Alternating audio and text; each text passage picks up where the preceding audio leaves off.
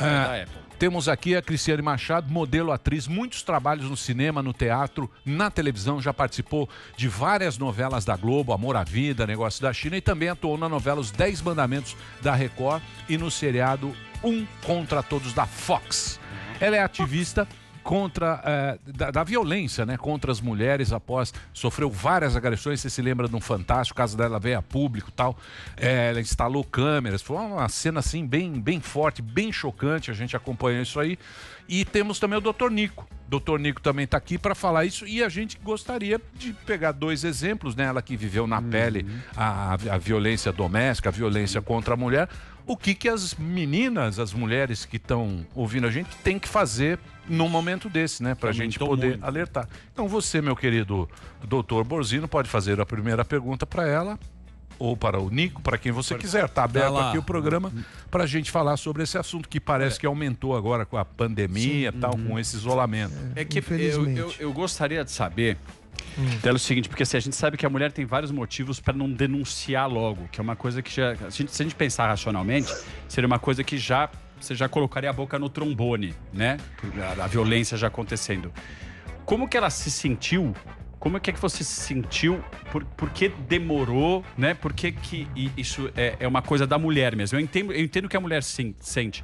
Explica pra gente como você sentiu, o que te fez prorrogar, botar a boca no trombone.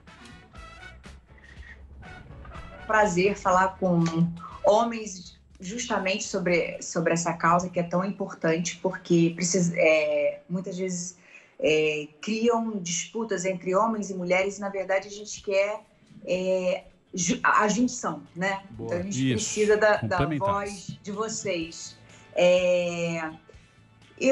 A primeira vez que eu tive, na verdade, foram duas situações em que eu fui agredida e que eu registrei o boletim de ocorrência.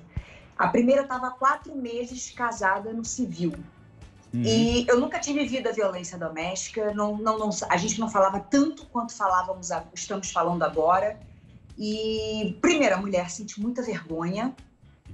Primeiro, eu estava recém-casada, 4 meses, eu não queria acreditar, vem a negação, você não quer acreditar que é aquilo que você está vivendo.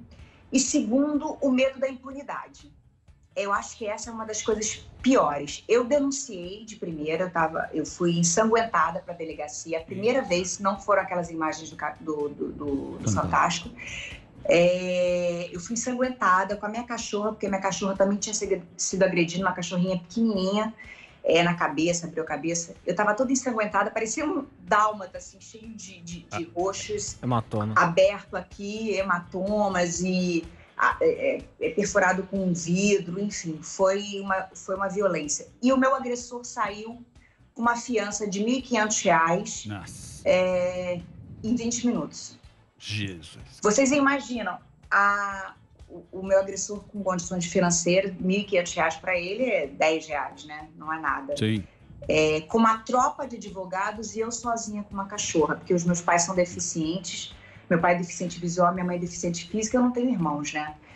Então, você tem o medo do julgamento, o julgamento da sociedade, porque ainda existe um machismo, por isso que eu digo que nós precisamos de vocês, homens, para realmente apontar o que é certo e o que é errado, né? Para os outros homens. E quando eu vi aquela cena, assim, eu nunca mais esqueço, ele saindo normalmente. E ele tinha cometido um crime. E depois de 2 semanas, ele me procurou várias vezes, procurou a minha família, pediu pelo amor de Deus e disse que era um surto isolado. Tentou se matar, disse que ia se matar e que eu ia carregar pelo resto da minha vida a culpa. A culpa daquilo. A culpa. Sim. Então eu acho Isso é manipulação. É uma manipulação. É uma culpa muito grande. Uma culpa que, na verdade, não é da mulher, é do homem. Cristiane, posso fazer só um adendo ao que você está falando, que é muito importante? Claro, não sei se você percebeu que, do que você está falando, tem um comportamento hediondo dele, que é calculista e frio, né? Sim. Onde não existe um freio moral, que não veste o sapato do outro, que não tem humanidade nisso, que vira o jogo contra o outro, né? Que vira o jogo contra ela, acusando a ela de fazer o que ele fez, acusando a ela de tomar atitudes hediondas e horrorosas. Isso é muito característico dos transtornos de comportamento psicopáticos, né? Onde o indivíduo ele é frio, ele é calculista, depois ele manipula, porque depois ele vai tentar cercear ela com dinheiro, culpa, família. Pra controlar, né? Manipular ela, cercar ela. É porque às vezes você acha que a pessoa ama, mas ela não ama porra nenhuma. Ela só quer controlar o controle, mas o cara maluco. Perfeito. É como se as pessoas fossem peças na mão desse indivíduo. É doido, né? É esse tipo de comportamento que eu vi quando eu vi os seus vídeos, quando eu vi os relatos, etc e tal. Inclusive naquela história de falar que o fio, né? O fio, eu tropecei sem querer, peguei o pescoço dela, né? Assim, uma coisa... Nossa, velho. Não, que eu botei ele diz, né, que eu botei nos ombros e ela puxou, falei assim, ele quer ainda fazer que toda a população não veja o que está sendo visto. Então, assim... realmente é manipulatório, inclusive, né? Cristiano, deixa eu fazer uma pergunta para você.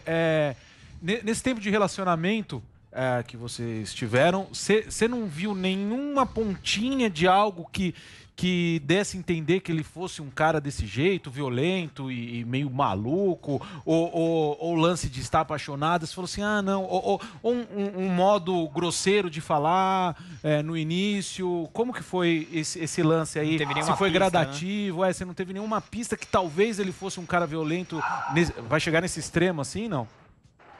Eu hoje consigo perceber isso, a violência psicológica, que eu já vivia, mas eu não percebia. Eu chamava ele de príncipe, meu príncipe.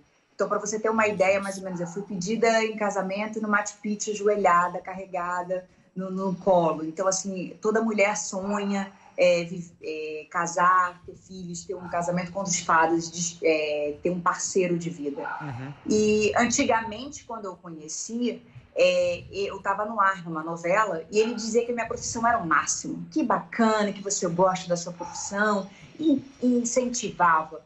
Depois que eu assinei o sobrenome, que foi uma imposição dele, ali, mas eu até então achava aquilo assim, que bonito, vai me dar maior trabalho, né, mudar tudo coisa, mas eu deixei meu nome artístico, né, até então, e eu falei, tudo bem, bonita, eu construí uma família, mas depois que eu assinei o sobrenome dele, as coisas começaram assim. Eu fazia um trabalho, eu chegava em casa, tinha briga. Eu não podia mais usar roupa de biquíni. Você vai malhar na academia, aquela roupa não é muito vulgar, marca muito. E essas coisas foram mudando. E aí as roupas foram mudando, porque eu não era uma mulher de respeito. Não, porque você nunca se casou, então você não sabe o que é ser uma mulher casada. Uhum. Então, isso tudo vai mexendo, porque assim, eu realmente nunca fui casada. Então, assim, quando você casa, você descobre uma nova vida. Então, isso tudo foi ficando meio perdido na minha cabeça. Por exemplo, os meus ex-namorados, ele mandou ligar para os últimos, os recentes, né, os últimos antes dele, e ligar para eles e falar, olha, eu sou uma mulher casada agora, por favor, e eu tenho uma relação muito boa com os meus ex-namorados, ou pelo menos com grande parte deles. Então, eu digo para vocês hoje eu vivo uma violência continuada que não é nada diferente do que eu vivia dentro do meu casamento antes das imagens serem expostas, entendeu? Eu continuo ele dizendo das minhas roupas de ginástica. Então, assim, é um agressor que não tem limites, nem com a justiça, sabe? Ela é cerceada. Sim, eu não consigo. É impossível dizer que eu voltei uma vida normal, né? Mas eu digo para vocês que, como eu falo para todas as mulheres, eu não me arrependo em nenhum momento, porque eu me tornei, inclusive, uma mulher que eu nem sabia que eu era quando eu me casei. Eu me tornei uma mulher forte. E as mulheres, muitas não têm coragem. Às vezes está isolada financeiramente, né? Ela se isola da família, se isola dos amigos, porque o agressor acha que aquela amiga não presta, que aquela amiga não é boa influência. Então, isso tudo, a mulher vai... Eu estava no auge de recém-casada, né? Você quer que aquilo dê certo. Óbvio. Então, Mas nunca dá certo, viu? Se ilude. Nunca dá certo. Nunca dá certo, né, doutor? Nunca sei na mão com a Só minha, lá no seu... Agora vamos falar com o Nico. Né? O doutor Nico tá aí. A Cristiane continua aqui com a gente. Pô, a história dela é terrível, né? Sim, muito corajosa. Né? O Nico tá aí. Ô, Nico, você tá acompanhando o relato aí da Cristiane. Ela fala que, pô, o cara chegou lá, 1.500, saiu de boa, tal. É assim mesmo que funciona na justiça? Infelizmente a lei ainda é um pouco branda, né? Mas o que a gente tem que comemorar, Emílio, e a todos da mesa, que sexta-feira agora a Lei Maria da Penha vai completar 14 anos. É uma lei que evoluiu muito a proteção para a mulher, né? E infelizmente é assim, a gente tem que ter uma pena mais severa, né? Aqui em São Paulo, a Polícia Civil tomou algumas medidas através da Delegacia Geral, a nossa Elizabeth Sato foi uma coordenadora, junto com a Divisão de Capturas e o DOP.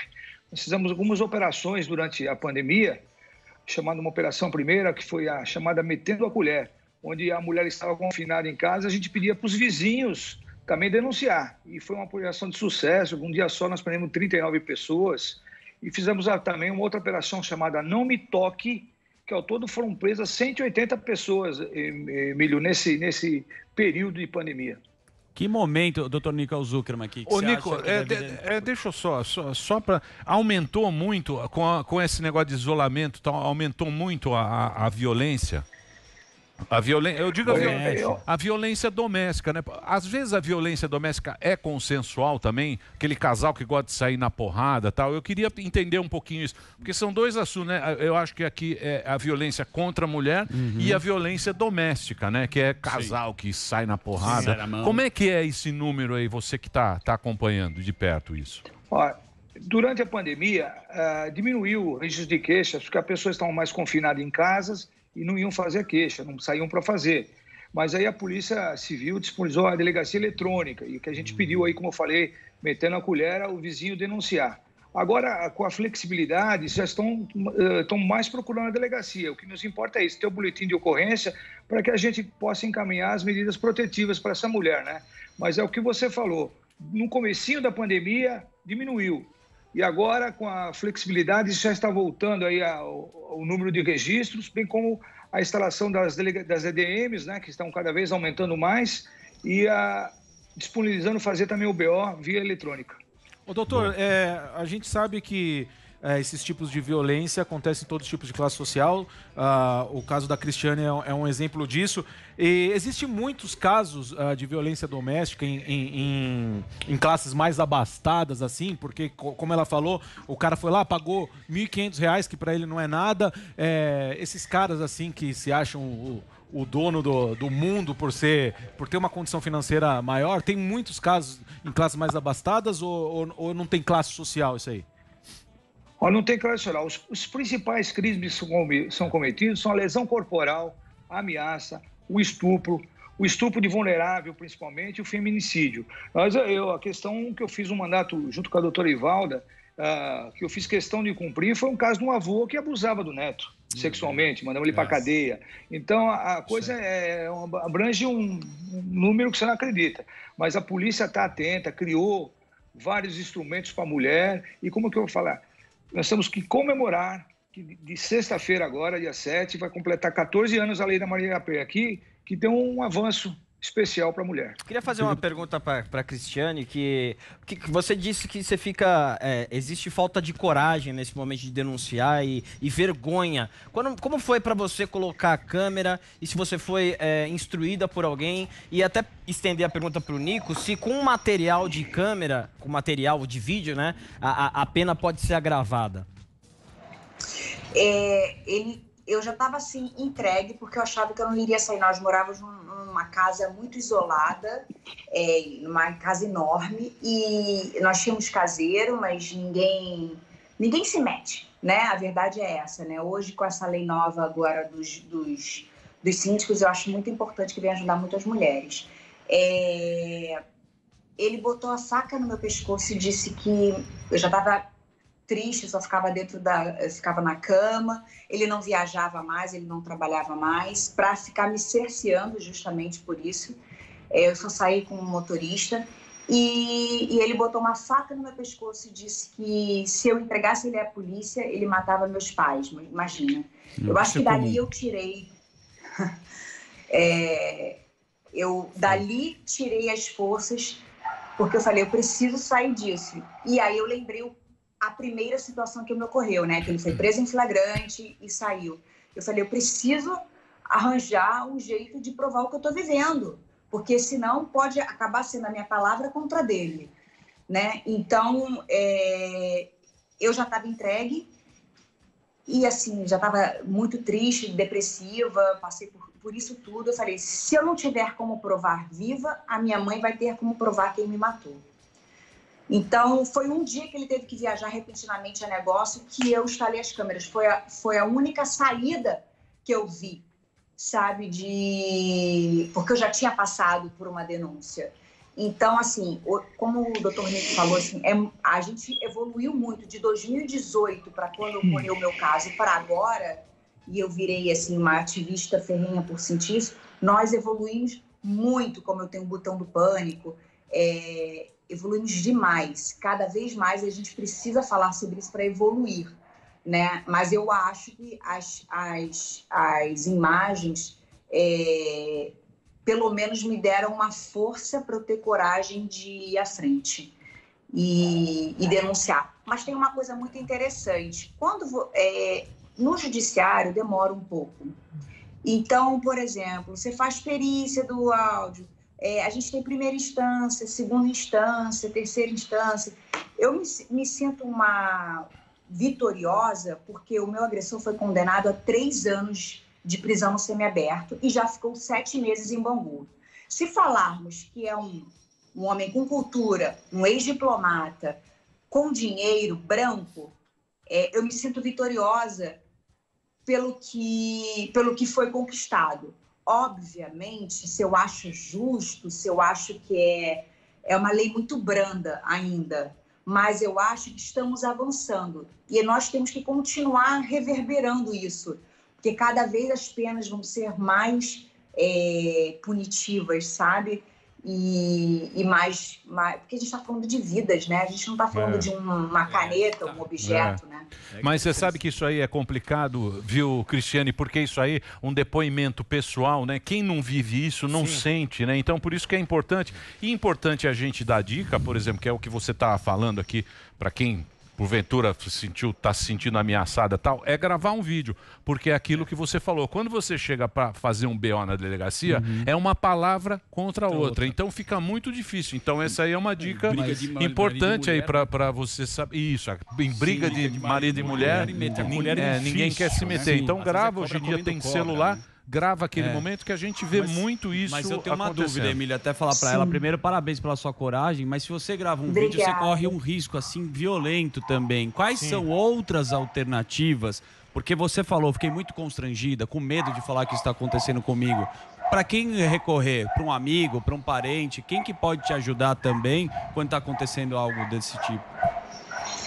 Hoje existe um aplicativo, por exemplo, Linha Direta. Eu uso o botão do pânico. Eu fui a primeira mulher do Rio de Janeiro a usar. Mas hoje existe um aplicativo que a mulher instala no celular, que é gratuito, chamado Linha Direta, que ele faz a geolocalização da onde a mulher está e grava áudio. E eu tô desenvolvendo até com o CEO, isso tudo voluntário, uma nova ferramenta para que ajude as mulheres a comprovarem o que está acontecendo naquele ambiente. E lá você pode colocar o grupo, por exemplo, grupo de pessoas que estão mais perto de você, vizinhos, amigos, porque normalmente o agressor, ele quebra um celular. Então, você, por exemplo, se você grava um pouco, você consegue recuperar isso, porque já vai para a nuvem. Então, isso é uma coisa muito positiva. Eu tenho uma pergunta pro Nico também. Legal. Eu acho que esses tipos de aplicativo ajudam muito a polícia, né? E acho que podia ser estendido para vários outros lugares. Agora, Nico, como identificar, né? Porque uma dúvida que eu tenho, assim, nesses relacionamentos que acabam em violência, muito mais, obviamente, homens agredindo as mulheres, normalmente ele dá um indício que vai agredir com ameaças verbais, a agressão ocorre logo. as mulheres ou homens, normalmente, são depois de quantos episódios que a pessoa toma consciência de fazer uma reclamação? Tem alguma estatística, algum histórico disso? Tem sim, boa pergunta. O primeiro indício é a ameaça. A ameaça é a constante. Depois da ameaça passa para lesão corporal. Esses são os primeiros indícios. Eu queria até falar de um pleito que aconteceu. A Delegacia da Mulher foi criada na época do Dr. Michel Temer, quando era secretário de Segurança aqui em São Paulo. E nós, delegados de polícia, através da SATO, fizemos um lobby muito grande, até pouco tempo atrás, quando o Dr. Michel era o presidente da República, apesar que ele que criou as EDMs, a mulher que fosse na delegacia, já sair da delegacia, aplicada a medida protetiva pelo próprio delegado de polícia. Por que acontece? Às vezes ela vem fazer um BO, o delegado registra a ocorrência, quando ela tem que voltar para casa, toma outro pau do marido porque veio fazer o BO. Então, a intenção da Associação dos Delegados, nós, delegados de polícia, a doutora Sato, fizemos uma campanha grande para quando a mulher chegar na delegacia, o delegado ter o poder. A gente não queria usurpar a função de ninguém, do magistrado, nem do promotor, de ninguém. O delegado de polícia já aplicasse a medida protetiva, ele tinha que sair e ficar 300 metros longe da mulher. Mas houve um lobby muito grande, brigas aí por causa de poder e tal, e tiraram essa competência que podia ser do delegado e a mulher seria melhor amparada. Quer dizer, o próprio doutor Michel Temer, como presidente da República, vetou essa lei. E ele foi o precursor da defesa da mulher. Então, houve muita, inconsistência nisso. Então, se a mulher que chega na delegacia hoje faz um BO, volta para casa, ela está arriscada a apanhar de novo. Então, a nossa luta é para que o delegado aplique já as medidas protetivas, que é ficar à distância, não telefonar, não encher o saco. É isso que a gente pretende. A gente não quer usurpar a função de ninguém, e sim atender melhor a população. Isso é briga política, né? Ô, Nico, então o que a mulher tem que fazer? Tem esse negócio de vizinho pode denunciar? Se eu tô lá no meu apartamento, saiu porrada aqui, onde eu ligo? Liga no 181. Tanto é que a gente desenvolveu pela Polícia Civil aí, como é que eu falei, a Delegacia Geral, a operação chamada Metendo a Colher. A gente fala, briga e marido não se mete a colher, não. Nós fizemos ao contrário, metendo a colher. Porque às vezes a mulher está confinada em casa porque o marido, ou o amante, ou sei lá quem for que está lá, ele exerce uma posse, ele acha que ele é dono da pessoa. Não deixa a pessoa telefonar, não deixa sair, vai ficar controlando a pessoa. Ele se sente um dominador, ele sente a posse. Então, a gente fez essa operação Metendo a Colher, que é para os vizinhos nos ajudar. E teve um caso que eu falei desse senhor, um avô que abusava do neto, outro caso, uma mulher que estava praticamente escravizada dentro de casa, que os vizinhos avisaram, a polícia foi lá e conseguiu mandar esse vagabundo para cadeia. E mulher que embate em nós? Tem número ou não? Não tem, não. Isso não. Não tem, Nico? Pau-mandado. Só os pau-mandado. A gente é tudo pau-mandado, né, Nico? Eu apanho e fico quieto. Apanha e fica quieto, né? Você tá lindo, viu, Nico? Tá bonitão. Você tá lindo, Nico. Você tá trabalhando pra caramba, hein, cara? Eu só tenho visto você aí trabalhando em tudo a operação. Você tem acompanhado aí, né? Tenho acompanhado. Parabéns, cara. Queiroz, foi lá no Queiroz, porra. O DOP todo, nós temos um time grande aqui que tá legal. Não só o DOP, toda a Polícia Civil, nessa época de pandemia, foi às ruas, temos verdadeiros heróis aqui na Polícia Civil de São Paulo. Cara, parabéns pelo trabalho. E quero agradecer também a Cristiane de ter batido esse papo aqui com a gente. Acho que foi muito importante aqui, principalmente para as meninas que estão ouvindo a gente, saber que elas têm que denunciar, que é importante fazer isso. E você é muito linda. Boa. Obrigada, Emílio. Parabéns, Cristiane. Que seja um exemplo isso aí. Mesmo. E eu queria colocar, inclusive, que assim, você é a força para tudo isso pelo seguinte, porque você é uma coisa social. A mulher precisa mudar, precisa ter um outro comportamento. Sim. E você vai ser o exemplo disso. Parabéns, que é aniversário dela. Parabéns pelo seu aniversário, inclusive, hoje, né? Estou passando com você. Eu falei é isso mesmo. E que seja o exemplo para mudar tudo isso, porque a mulher precisa mudar o comportamento dela, não ter medo das ameaças, colocar para diante. Mulher e homem são bichos complementares, mas existem os indivíduos. A violência é uma coisa muito masculina mesmo. Você vê que você tem muito mais preso o homem do que a mulher. Você tem o homem é muito mais agressivo. Sim. E a mulher tem que colocar isso abaixo. Boa. Né? e tem que tomar coragem. Pra não ser ter um medo de pau ameaça. mandado como você, né? Você quer lacrar no discurso? Ele quis dar uma lacrada. Dá uma lacradinha. Puta lacrada. Mas a sua história realmente é muito corajosa. Eu tô lacrando porque eu pegou o TP e começou a ler. eu tenho que lacrar aqui, porque se chegar em casa eu tenho que ser bem acolhido, né? Que senão eu tô ferrado. Mas ele tá certo. E hoje à noite eu vou falar com a Fontinelli numa live e eu tenho que estar bem na fita, né? Tem que estar bem na fita. Parabéns. Ô, Cristiane, vamos marcar um dia aqui pra você vir aqui, porque esse papo é mais legal fazer ao vivo, tá? Assim fica com atraso e tal. Será um prazer, será um prazer. Aí você conta... Precisamos de vozes como vocês. É isso aí. Obrigado pelo carinho. Pode contar pra gente. Se apertar o botão do pânico, toca aqui. O Instagram da Cristiane é @Cristiane Machado Oficial. Cristiane Machado Oficial, o Instagram. Você entra lá e já troca uma ideia com ela.